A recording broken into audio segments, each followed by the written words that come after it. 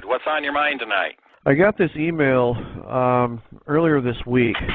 It's called The Secret Covenant. The Secret Covenant. Apparently, it was an article that appeared in bankindex.com in June of 2002. Oh, okay. I know what you're talking about. That's the one that talks about all the things that the people don't know. Yes, I actually want to do something with that. That's a fascinating piece, isn't it? If it's okay with you, I'd like to read it right now. If you want to, go ahead. And I want to take, just so you know where I'm coming from, there are going to be some people that maybe are very new. If somebody is very new on this call, they're probably not going to understand all of this, what you read. Those of us that are a little bit awake, we're going to understand it. Yeah, feel free to go ahead and do that. I know it's a bit lengthy, but it's really something. It is. It's called The Secret Covenant, and I believe it was created probably late 1800s, maybe around the turn of the century or so. The Secret Covenant, an illusion it will be, so large, so vast, it will escape their perception. Those who will see it will be thought of as insane. We will create separate fronts to prevent them from seeing the connection between us. We will behave as if we are not connected to keep the illusion alive.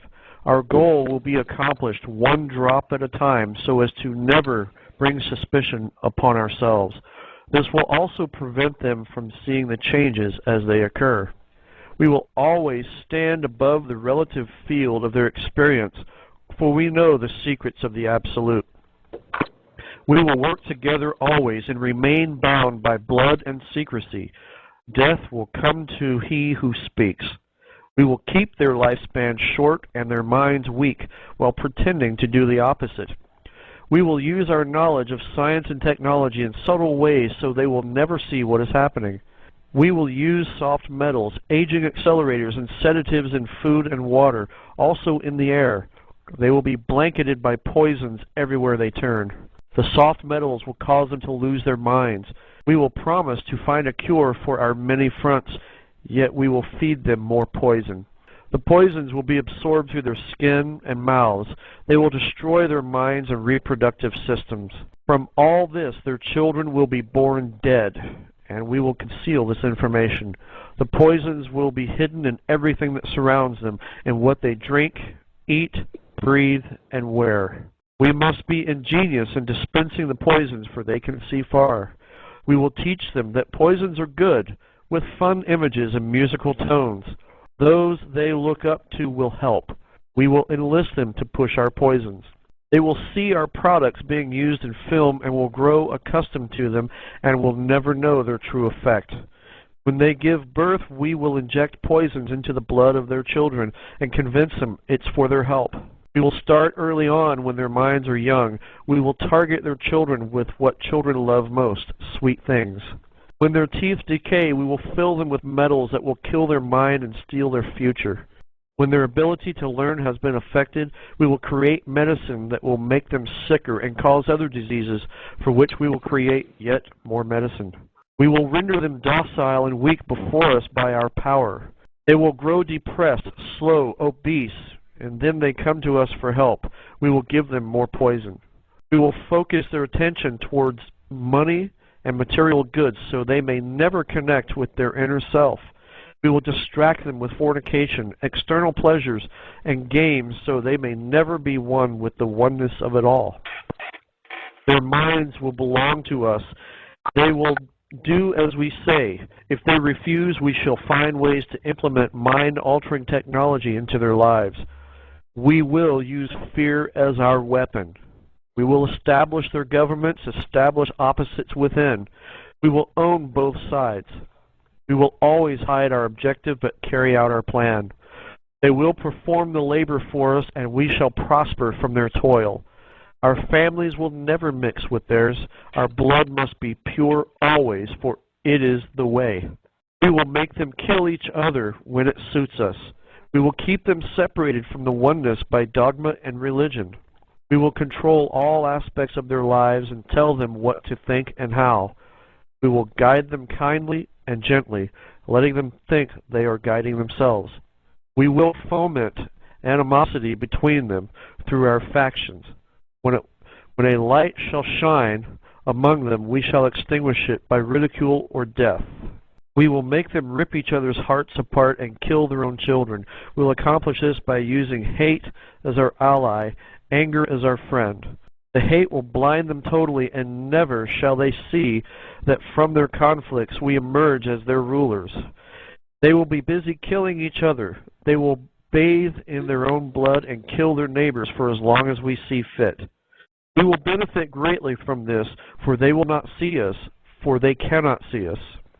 We will continue to prosper from their wars and their deaths. We shall repeat this over and over until ultimate goal is accomplished. We will continue to make them live in fear and anger through images and sounds. We will use all the tools we have to accomplish this. The tools will be provided by their labor. We will make them hate themselves and their neighbors. We will always hide the divine truth from them, that we are all one. This they must never know. They must never know that color is an illusion. They must always think they are not equal. Drop by drop, drop by drop, we will advance our goal.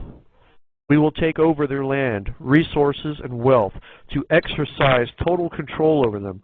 We will deceive them into accepting laws that will steal the little freedom they will have. We will establish a money system that will imprison them forever, keeping them and their children in debt. When they shall band together, we shall accuse them of crimes and present a different story to the world, or we shall own all the media. We will use our media to control the flow of information and their sentiment in our favor. When they shall rise up against us, we will crush them like insects, for they are less than that. They will be helpless to do anything, for they will have no weapons. We will recruit some of their own to carry out our plans. We will promise the eternal life, but eternal life they will never have, for they are not of us. The recruits will be called initiates, and will be indoctrinated to believe false rites of passage to higher realms. Members of these groups will think they are one with us, never knowing the truth. They must never learn this truth, for they will turn against us. For their work, they will be rewarded with earthly things and great titles, but never will they become immortal and join us. Never will they receive the light and travel to the stars. They will never reach the higher realms, for the killing of their own kind will prevent passage to the realm of enlightenment. This they will never know. The truth will be hidden in their face so close they will not be able to focus on it until it's too late. Oh yes, so grand the illusion of freedom will be that they will never know they are our slaves. When all is in place, the reality we'll have created for them will own them. This reality will be their prison. They will live in self-delusion. When our goal is accomplished, a new era of domination will begin. Their minds will be bound by their beliefs we have established from time immemorial. But if they ever find out they are equal, we shall perish then. This they must never know.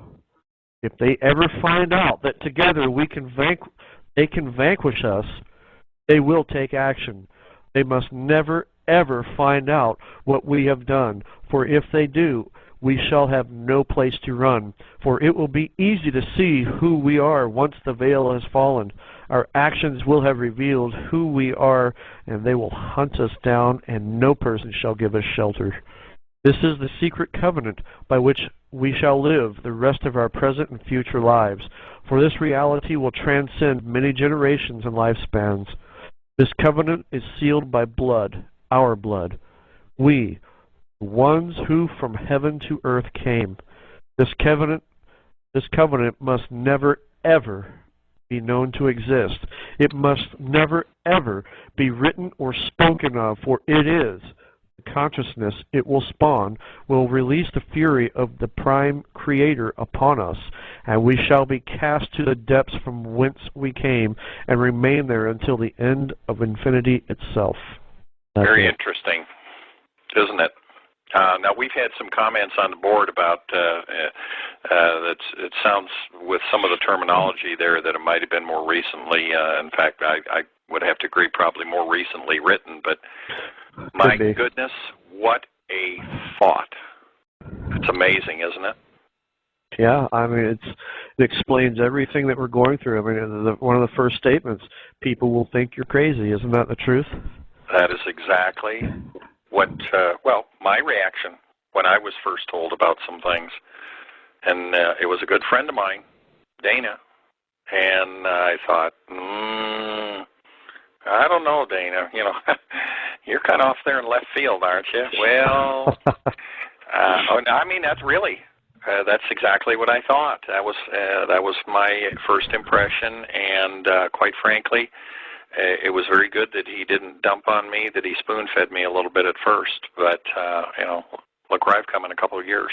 But, yeah, if that isn't a description of exactly what we're dealing with today, now those people that are very new, if there's some of you on the call here that this is the first time you've ever listened and you're not really aware of much that's going on, you know, we're talking about all the soft metals, stuff like that. Soft metals is referring to things like the aluminum and various things that are used in the chemtrail. Lead, mercury. And the lead and the mercury on things that were put in, the mercury in the fillings in our teeth. I mean, it just goes on and on and on. This really is a heck of an eye-opener. And, you know, those of us that have been around for a while and are aware of more things, we understand that. But there's 300 million people out here that don't understand that. So that touches on just about everything we're dealing with, doesn't it? Everything. The everything. Death, poisoning, the control, everything. But they were too smart by half because now their plan is imploding. Mm-hmm. People are waking up. They didn't count on the internet, and they didn't count on China coming in and shutting down the Fed. Well, there's a lot of things that are contributing to it, but, you know, the most important thing that we have to bring to the table is ourselves. Well, that too. We've got to step up. You know, we can't ask somebody else to solve our problems. We have to step up to the plate and do it ourselves, and which means that we've got to become active. We have got to force the issues and start rolling back these things that have been happening to us. And as I said earlier, I think it's real important that we don't try and go out and take a great big bite out of a big apple and choke on it. If we take this down to the county level, which is where the people are, and you work from that county level up and create all sorts of little bugs, thousands of bugs that are chewing away at that apple, eventually they're going to eat it. And I firmly believe that's what we've got to do. And every one of us has got a responsibility to help make that happen. It takes talking to people. The best advertising is one-on-one, word of mouth. Word of mouth is cheap advertising, and it is absolutely the best. It's friends talking to friends, and actually strangers talking to each other. And I know not everybody is out there and feels as comfortable about flapping their gums as I do, but it doesn't mean you can't do it. Just be friendly to people. Engage them. But thanks for reading that, Tad. I mean, I had read that, and like I said, I'd really thought about having somebody put the information in for the uninformed. This is part of our educational process, is people realizing what has happened around them that they never knew before. You know, 2 years ago, 2.5 years ago, I had no clue what was going on. And we have to always remember that even as much as some of us may know, and I don't know that much, I've got an awful lot to learn. But there's people that are behind me in their learning curve. And God knows there's plenty of people ahead of me in the learning curve. But at least I'm willing to step out and do something. And I'm going to keep doing it, and I hope everybody else will, because we need everybody. This is not going to work if people are thinking in terms of a few 100,000 people.